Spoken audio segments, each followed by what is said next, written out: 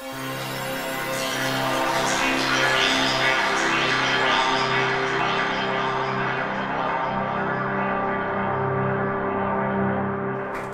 howdy. Howdy. That's better. Then I don't have to say howdy, damn it. I appreciate that. As you'll see, I'll give you a couple of introductory slides for those of you that don't know me, but I'm an old Army, class of '89, so was in the Corps Cadets in the military and snuck away from here somehow or another. Thought that was a good thing at the time, but once I got away, I realized that was a bad mistake, so I got back as quick as I could. Some of you will experience that as you leave here soon for graduation. What we're going to do today is try to go through some information about technology. I hope we'll have a little bit of fun. I'm going to have fun. I hope you will.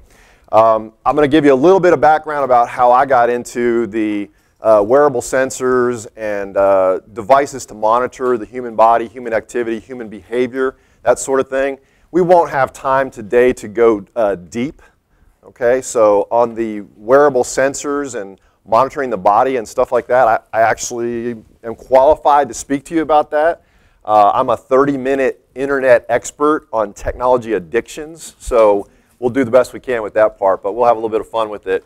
If you do have questions later, if you find that in your niche of public health, you might be able to apply some of these devices that we're working with in the EOH department, that we have folks out in the workforce, children in school and so forth, wearing right now, literally today, that we're monitoring, please stop by. Come see me. Come see one of my grad students. You'll meet a couple of them today.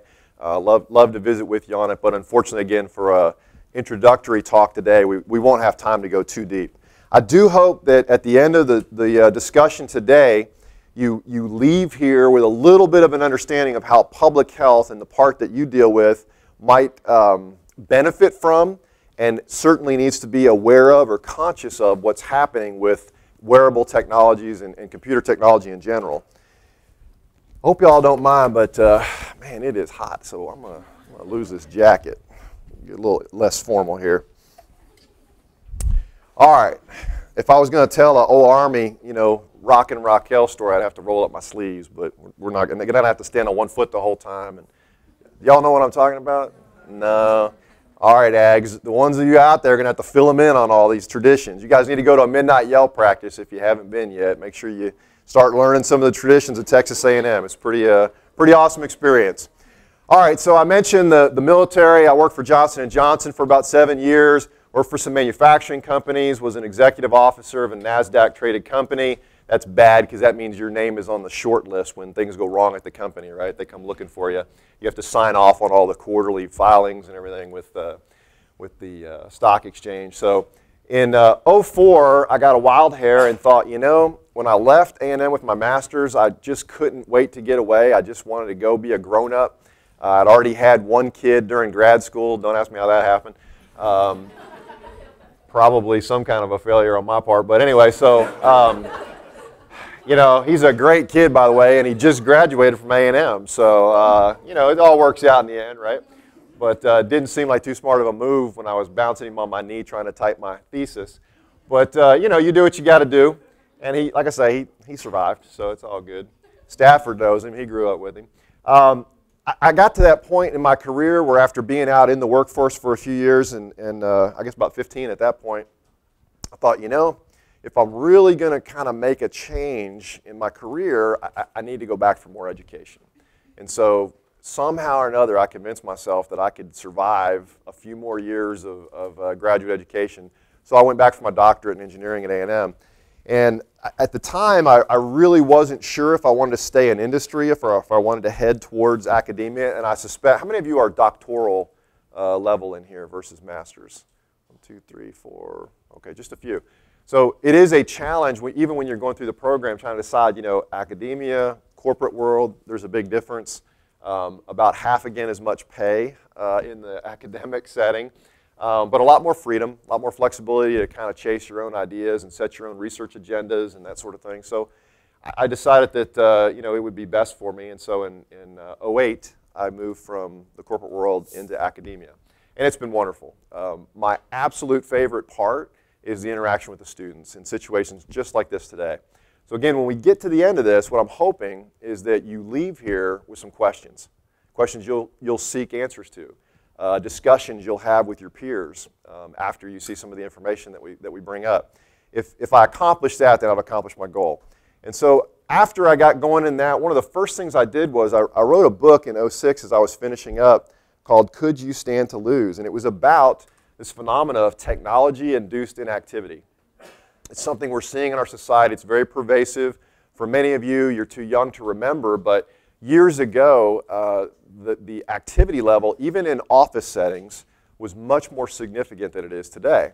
So for instance, when I first came out of college, went into my first job, every morning I took a trip to a place called the mail room. That's not where the guys hung out, okay? There was stuff there to pick up and things to do and transfer what I had going out and so forth. But it was a physical place, literally a half a mile from my office that I walked to. So I got that exercise, that activity. Now, of course, today we get a little thing that pops up in our inbox on our computer and we click on that. In fact, we can do that while we're walking around. We don't even have to be at our desk anymore. That's how much it's changed and how rapidly it's changed. Unfortunately, we really didn't see it coming, the impact on the human body. We are dynamic creatures. We're built to move, right? We're built to get up and get going. That's how we heal ourselves. It's how we reinvigorate and energize ourselves. And one of the problems with this technology-induced inactivity is it's very possible, other than basically bio breaks, to sit still all day and be considered productive by your employer. And so it's really having an impact on our physiology. And there's a lot of information out there about it. Obviously, I could lecture for hours and hours on end about it. But more important for today's talk is that I started doing adult and child studies on physical activity using wearable monitors, using computer technology to keep track of things like how many steps a person takes, right? That's a simple pedometer. 3-axis accelerometers to give me more detail and more information. Altimeters and inclinometers, calorie counters using galvanic skin response on the arm, looking at types of heart rate changes and fluctuations. We have now the ability to do cognitive monitoring to see how well people are engaged with the work that they're doing, or even better for me, right, how well they're engaged with the instructor. So if you fall asleep, I do throw things. I used to throw erasers, but I don't even know if they make erasers anymore. I don't even know. Can't do that anymore. So anyway, the thing that kind of came out of this is this paradox, and I'm going to let you read it, and then we'll talk about it in light of the technology.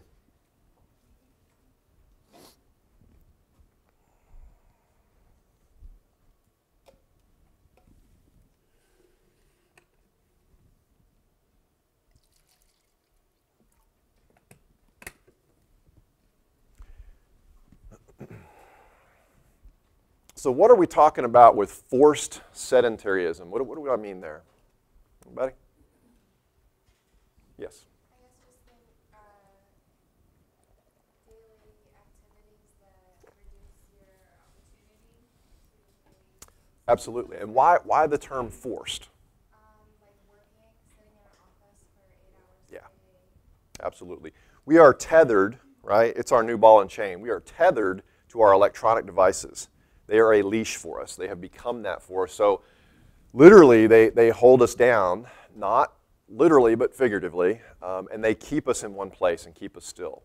And we're seeing more and more evidence. In fact, I just left my office when my grad students forwarded an interesting study on elderly adults and the process of being sedentary and how 1 hour per day, those 50% increase of disability after the age of 65 if you went for each hour you increased your sedentarianism per day. So it was really significant. This was, of course, a large epidemiological study over many years. It's fascinating that we're struggling with this, that we're running into this challenge. So I think that just as your generation has embraced this technology, very much so, right? I'm a digital immigrant. You guys are digital natives. I still holler for my teenage son when it's time to program the DVR, and I just grumble and go get something from the kitchen while he does this real quick and fixes it. So we're still struggling with how to deal with this, but I think the real solutions to how our bodies, health, right, physical and mental, can work with technology effectively, successfully over time, I think your generation is really going to solve that and answer that. Here's the alternative, okay? The alternative is we don't. And basically Darwinism takes over, and that means that, especially after you see some of the slides I brought today, a significant portion of the room, right, we just kind of carve off this part of the room, they fall prey to many of the challenges and problems, including the mental health and physical health issues, and literally they just fall out of acceptance in society. They are unable to function in a high-tech society. Not because they lack the skills necessarily. In fact, they may have the best skills that could make them subject to some of these problems. So it's this type of monitoring of the body that you know, for years we did self-reports, we talked to people, we asked them questions and surveys. We still do that a lot in public health. The cool thing is we're in this transition, right, between these old paper surveys, like the one I'm going to give you today, and devices that don't need to ask us, right? They can just monitor our blood sugar all day long, non-invasively, okay, through a contact lens. And they're actually working on that in biomedical engineering right now at Texas A&M. So we started kind of with those things, but then we started bringing in expert observation and videotaping of people. So what's the downside of the expert observation? You know you're being watched, and what else? Think about limited resources.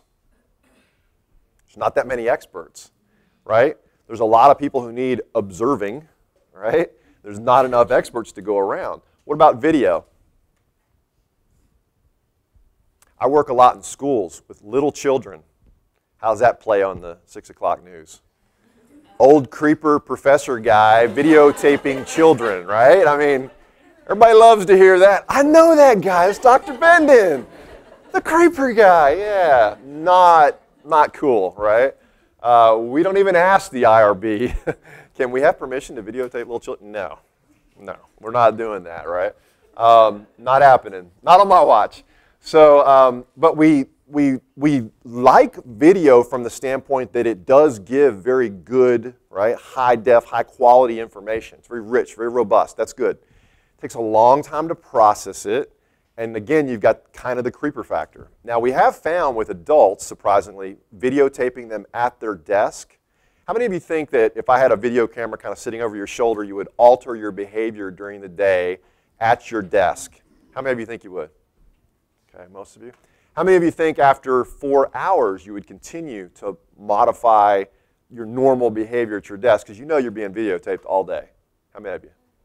Hopefully fewer of you, because it really drops off exponentially. It's really interesting what people will do and the funny things that will happen when they forget they're being videotaped. So you do have that ability. People kind of forget. We're being observed all the time. We're being videotaped right now. We're videotaped when we leave just about every building on campus, right? We're videotaped when we go in and out of every store.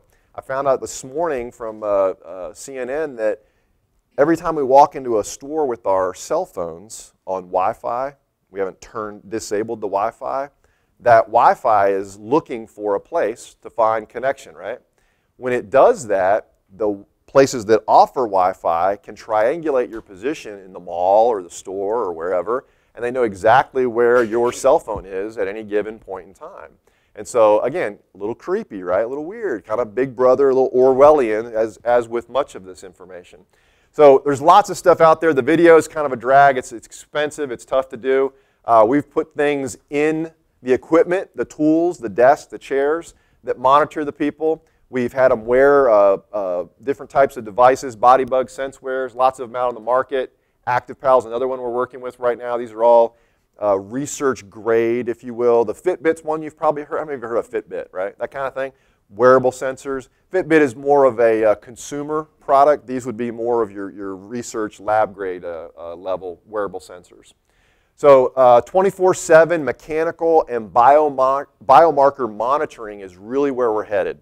And that is a staggering thing for all of us to realize that every little device, our ballpoint pen, every one of our credit cards, the master will be the cell phone in most cases. The slave will be every device we touch or use throughout the day, literally a coffee cup from Starbucks. So when the coffee cup leaves Starbucks, It'll be monitored by your own cell phone, which will then report back to Starbucks where you went next, your buying habits, your eating habits, right? It's important to marketers because if I know that I can get you into this kind of store and you're more likely to walk out and go buy Annie Ann's and buy one of those dang cinnamon pretzels. Gosh, I hate those things, right? Who can walk by one of those without buying them? Really? Because I'm impressed if you can. I can't. I mean, that's just like, it just sucks me over there. So marketers want to know what are those patterns? How can we get them, right? Because there's a profit motive. Now, if we're smart public health people, we will figure out how to have that same effect, right? So what is our Annie Ann's cinnamon pretzel in the mall smell that we can attract people to healthy behaviors or modifications of their unhealthy behaviors that we want to see, that we want to impact and affect? What is that? Well, we may be able to use these electronic devices to keep track of some of the patterns so that we can mine that data and figure out what's going on. So to do that, we need social and behavioral people, because those are the ones of us who can have a conversation with somebody, right? It's not the epi people. It's not the biostats people.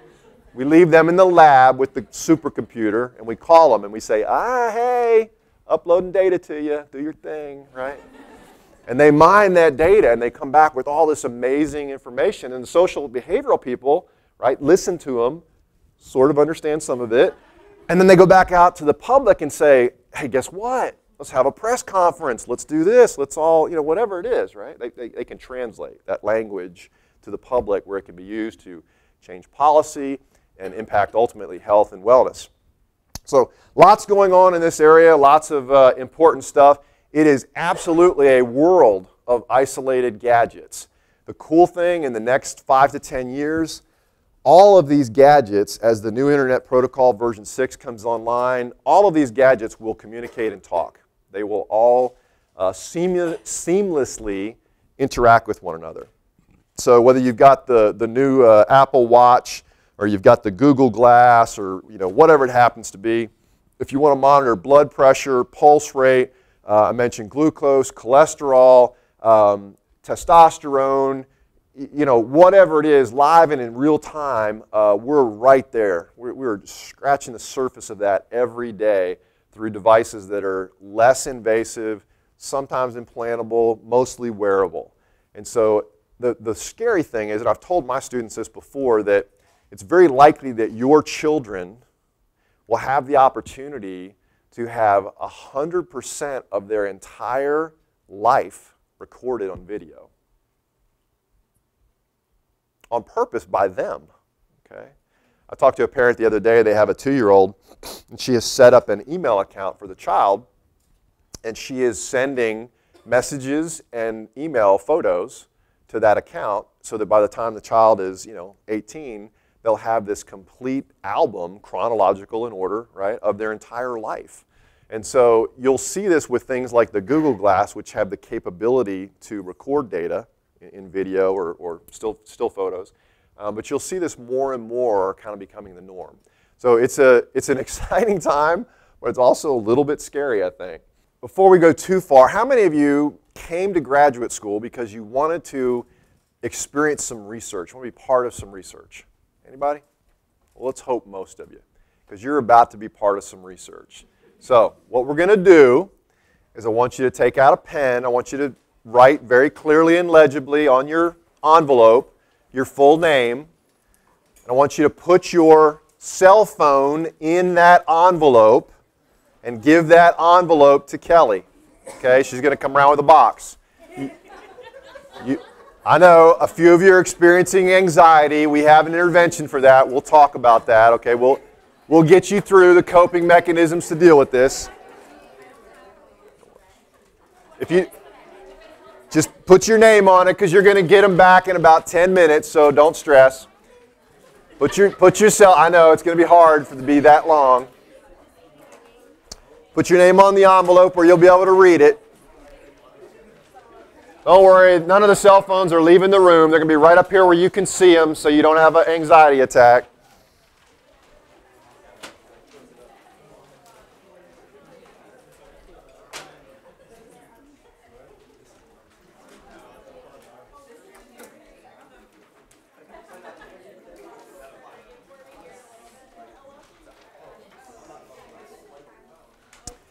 All right, as Kelly's coming around doing that, we've talked a little bit about the smartphones, the Google Glass, the wearable sensors.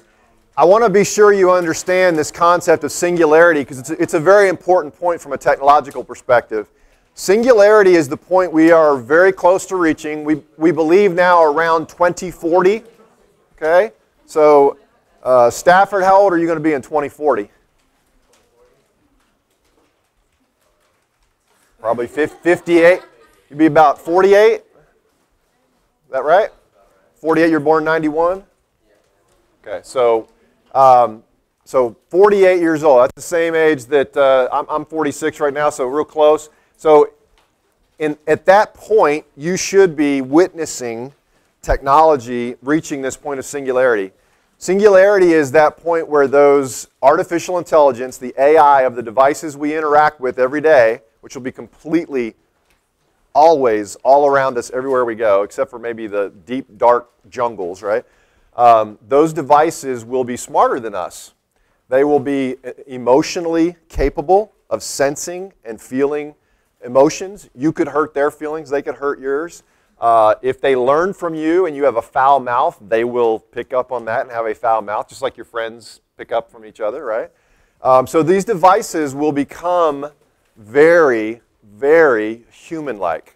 And as we put these devices into bipedal humanoid robots, right? Like, was it C-3PO in Star Wars? Is that the right one? R2-D2 is the little guy, right? Like C-3PO, they will really take up a significant amount of our life experiences as we interact with them. Now, how many of you think that's a great idea and you're excited about it? No? Wow, that's kind of funny. I thought that at least a few of you would be excited about it. There are some red flags, some caution flags, I think, that go up for me personally. And hopefully, again, after today, we've learned a few of those to talk about. So let's dig into that a little bit and start with this quiz. I'm going to do this because I want you to have this, take it with you. You can do it now, you can do it later. You're going to keep this. But I will tell you that if you have more than about 3 or 4 yeses, we're going to want an intervention, okay? So take one and pass it around. We won't have time today to kind of go through every question, but it will allow you, in the privacy of your own home, to answer the question, am I a tech-addict? Okay, it's hard to really say, but tech-addict? Techno-addict. Techno-addict, I don't know. That thing, are you one of them? And I'll be honest, I took the quiz, and I may have had more than I was supposed to, so I won't tell you my final number, but even us old guys were pretty high on the list there. All right, so I've got a cell phone demonstration that I want to do because I think one of the things we forget is that we're going to have fun today, we're going to laugh about some of these things, we're going to trivialize a little bit of it, but it is actually so serious, this tech addiction, that it kills people. So literally thousands of people every year in the United States now are dying from cell phone related car crashes. We're seeing a quadrupling on an annual basis of the number of people being injured by cell phone and walking incidences, which it turns out some of us are not too good at. So let me pull this up.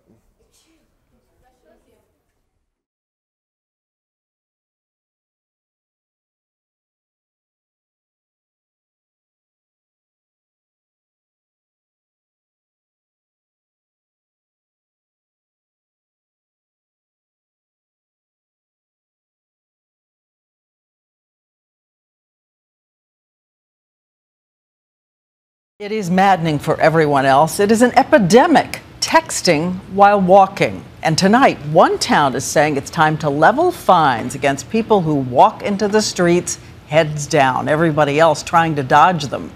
And new videos show it is more than just a nuisance. Here's ABC's Dan Harris. Texting and walking, that thoroughly modern epidemic. Look at this guy walk into a wall, or this woman walk into a mall water fountain. And check this out, a bear on the loose, and this man texting almost walks right into him. The videos are funny, but the problem is serious. According to the most recent numbers, more than 1,000 people went to emergency rooms because they got hurt while walking and distracted on the phone. Double the year before, which was double the year before that. Bonnie Miller walked off this pier into Lake Michigan and had to be rescued by the Coast Guard. I couldn't let pride stand in my way of warning other people, to not drive and text or walk and text. It can be dangerous. Now, in Fort Lee, New Jersey, they're taking action. The police chief says as people get more distracted, they're more likely to jaywalk. So far this year, he's had 25 people hit by cars, sometimes with catastrophic consequences. You've had people hit and killed while distracted walking? Correct. Well, most of the times it's because they're distracted. He is now cracking down on jaywalking, his officers handing out $85 tickets. The police chief is taking on what scientists call inattention blindness. Despite the modern romance with multitasking, the reality is the human brain evolved to do only one thing at a time. To test that, researchers at Western Washington University sent this clown on a unicycle through campus, and only about a quarter of people using their phones noticed him. Only when I got real close up and he was like coming towards me did I really see it. Back in New Jersey, the police chief knows that this dangerous distraction will not go away overnight, but he hopes with his crackdown, he's doing his bit to encourage all of us to be smarter on our smartphones. Dan Harris, ABC News, Fort Lee, New Jersey. Online porn, mobile porn, online gambling, online shopping, social media. And so what I'm going to do is I'm going to try to walk you through each of these, not literally on some of them. No examples. We're not going to buy shoes online. Yeah, okay. All right, we'll get to that. The big thing I want you to keep in mind here is we're talking about this, and you got to remember this is coming from an engineer, right? The American Psychological Association has definitions, clear definitions. They're above my pay grade, but basically we're interrupting relationships, we're interrupting our physical and mental health, and we're causing some sort of irreparable harm. Could be in our employment, right? Could be with our spouse in our marriage. It could be with our children.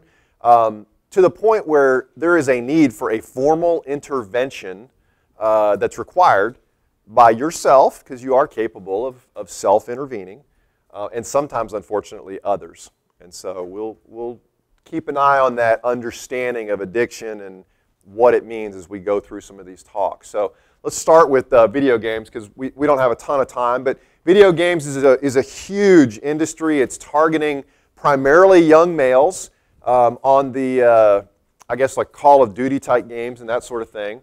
There's a whole nother market that targets women more so, and those are relationship games and immersion games related to artificial, what's it called, virtual reality.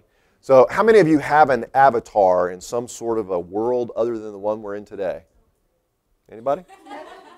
All right. We got one honest person, that's it. I appreciate your honesty. Thank you. So the avatar situation, basically you create this persona, right? Guys, we always make ourselves out to be Arnold Schwarzenegger and, whatever. So, I mean, we create this persona online and we're cool, we're hip, we're hot. I think there was a Brad Paisley song about that, right? So much cooler online. But anyway, those worlds exist. The video gaming world exists, of course, with interactive gaming around the world where I can play someone in another country in real time and interact with that person as a teammate or an opponent. It's addictive. In fact, a lot of people go for, especially when the new games come out, the young males are the hardest hit by this, but the new games come out and they will sometimes hole up in their man cave for 3 days and not come out. And literally, they're getting to the point now where they're not even taking bathroom breaks. They're wearing adult diapers so they don't have to stop that long to go to the bathroom. I'm an engineer, but I'm pretty sure that if you have friends that are doing that, that probably qualifies for the addiction thing, right? I think there's an intervention needed, preferably before they soil the diapers. But anyway, all right. It can alter your sleep, your school, and of course your eating patterns. And so again, if you're seeing these patterns in your own life or others, please reach out or reach out to them. Online and mobile porn. This one is fascinating. I think that I was shocked by the statistics that, for instance, the sites get more visitors than Netflix, Amazon, and Twitter combined. This next one really kind of blew my mind. That's a small explosion, but it kind of blew my mind that it was possible that 30% of all the data transferred on the internet is porn. Right? I mean, think about all the good we can do with the internet with electronic medical records and, of course, commerce and, saving the baby whales and whatever. I mean, all these great, causes.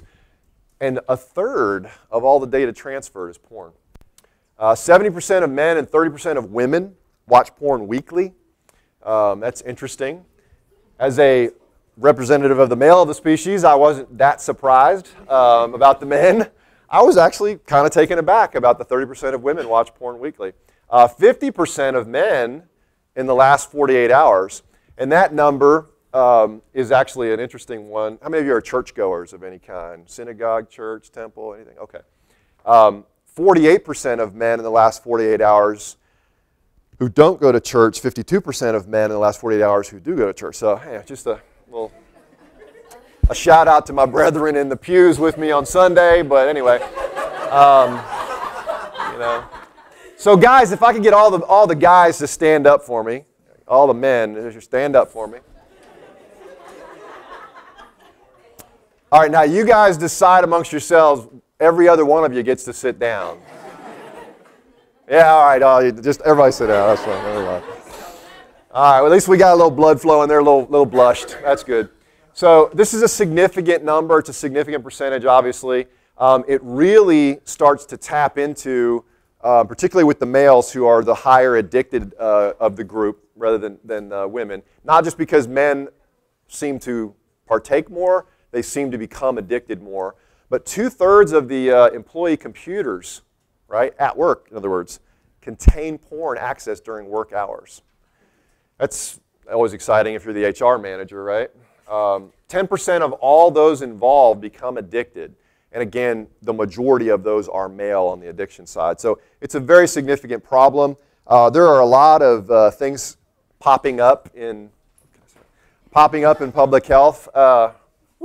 Around this topic. It's a real deal, and as mature public health professionals, we need to understand what's going on. I'm not saying go home and study it for hours, okay? The topic is important, and we are making some breakthroughs, in this case, using technology instead of abusing technology. Oh, you got to really careful how you choose your words with this. Wow. So how many of you have heard of teledildonics? Couple, okay. So one of the problems we have with the sex industry and the sex trade and the sex slave industry, very serious, very significant public health problems, are violence against women, disease, right? Crime and drugs related, in fact, even forced drug addiction in some cases. So it's a very, very real, very dehumanizing, very significant problem. But prostitution has been around for a long time, right? I don't see it going anywhere in the near future. But I do believe that in your lifetimes, it will alter greatly. And what I mean by that is teledildonics are allowing prostitutes to work their johns from a great distance, literally around the world. And so the john wears some stuff or interacts with a thing, and the prostitute does her thing with her thing on her end of the thing, and things happen, okay? All right, that's enough of that. So, any questions? Because I won't take them. Yeah. So anyway, teledildonics. So hopefully everybody learned something today that you can take and share with your friends and family at dinner, at Thanksgiving or something. But I do believe that technology will move this through in some cases. If you are a person in public health who is researching HIV transmission, something like teledildonics may, potentially be an intervention that could help reduce those rates. So very real, very significant potential.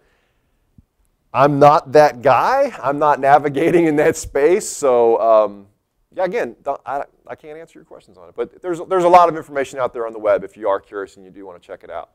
All right, another thing noticed here is that more of it now is moving to the mobile setting. About half of the porn consumed now is consumed on mobile devices. This is a big change in the last 5 years. And of course, that has to do primarily with smartphones and bandwidth and high-speed connections and so forth. So I think that will continue to happen. But as you'll see, it is problematic. We have online gambling as a problem. When people go to the casino, about 3 to 5% of them get addicted. When people gamble online, almost a fifth.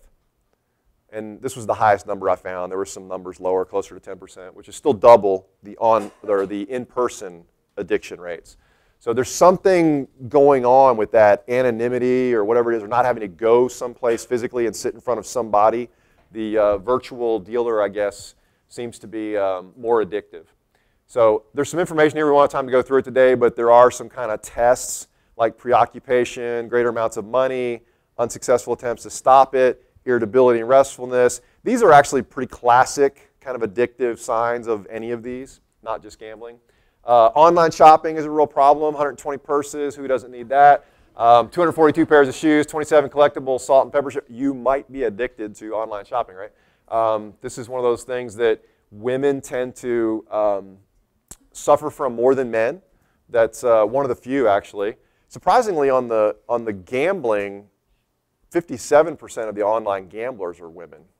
I was kind of surprised by that. I kind of give the guys a bum rap naturally because I are one. So I just assume, but 57% are women on the gambling, and it turns out a lot of those are granny bingo players. So you may need an intervention for grandma, right? Considered an impulse control disorder, as with a lot of this stuff. This next area that's probably the most pervasive in our culture, and certainly for your age group, is social media. I think that's the one that really we run into the most. I had to get somebody to explain that first one to me. So is that bad grammar, or what is the punchline? I didn't get it, but anyway. I got it now. 18% of the people under 25 can't go more than a couple of hours without checking in on Facebook. You got your test, so we'll see how you do. 61% of people under 25 have to check in on Facebook at least once a day. 60% of participants in one survey checked in their social media feeds at least 10 times a day. Very dramatic. 16% of people under 25 rely on Twitter and or Facebook for news. I don't recommend that, by the way. Interruptions that we're seeing in our society. 11% of people under 25 years old can be interrupted by an electronic during sex. Wow. Shame on y'all. Wow. 24% of people under 25 can be interrupted while in the bathroom. Ugh. Who wants to talk to that person at that moment? 49% of people under 25 can be interrupted during a meal. Wow. And if you're having that meal with people my age, they will be openly angry about that. They do not like that. 22% of people under 25 can be interrupted during a meeting. I tell my grad students all the time when they leave to go for job interviews, put the cell phone in the car and leave it when you go in for the interview. And wear a wristwatch. They tell time. I know some of you have forgotten about that, but you can get time from a watch, believe it or not. The people interviewing you will appreciate it. All right, before we do the takeaways, let's do a little demo. So if I could get Kelly to come up. How many of you would agree, based on those points, we need an intervention? Huh? So Kelly was nice enough to randomly pick one. We've selected we've selected a cell phone at random here. And so we have an iPhone. I love iPhones. iPhones are nice. So we're gonna test our theory, and we're going to put this iPhone and seal it. And then, Aaron, can I get you to come up too? I want to get y'all to kind of hold this across in front of the class, because safety first, right? Safety first. So we're gonna go. Oh, so now what we're going to do is we're going to take a vote as a class, because some of you that have an iPhone don't know whose phone this is yet. So the vote will go like this, kind of, should I or shouldn't I? Or should I? Or shouldn't I? Who's wondering if this is their phone? Who had an iPhone? Anybody? Who thinks I'm really hitting it? No, I wouldn't hit it. Who thinks I'm hitting it? Yeah, I wouldn't actually do that. How many of you experienced some anxiety during that process because you can put that down now. You have an iPhone. Ooh. Wow. Well, the good news is I have insurance to cover this for Greg Garrett. Is that your handwriting? Why is it always... Every time I do this, why is it a big guy? Why couldn't it have been you, right? Dang it. It was a joke. It was a setup.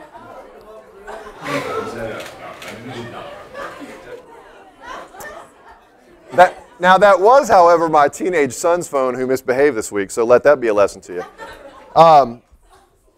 What did you feel when you saw a cell phone being destroyed? Did any of you think it might be yours? Did anyone? No? Okay, that's good. I was hoping, because I color-coded them because I didn't want anybody to have a heart attack, because I didn't have this IRB approved. This is in a classroom setting only. We can do it. So I think the point there is to understand and experience, and if you two could start passing their cell phones out before they do have a heart attack, there's something going on here, okay? There's something powerful. If it can create anxiety, if it can create separation anxiety between you and your device, and probably more important than the device, it's access to information. How many of you, when you upgraded from iPhone 4 to iPhone 5, cared what happened to your iPhone 4? Anybody? Could you be without your old iPhone? Yeah. Why? Were you attached to that device? No. What were you attached to? Access, the information, the connection, the people on the other end, instantaneously knowing about their bowel habits, right? That's very important. So I hope today that from this, we had a little fun. I hope you can take away from this, there's something real here, there's something going on, and there's something for you potentially in public health to get involved with, to use these platforms to solve problems, or if you are experiencing some yourself or know people who are, to lead them down an intervention path. So that's all I have for you today. I appreciate you coming. Thank you.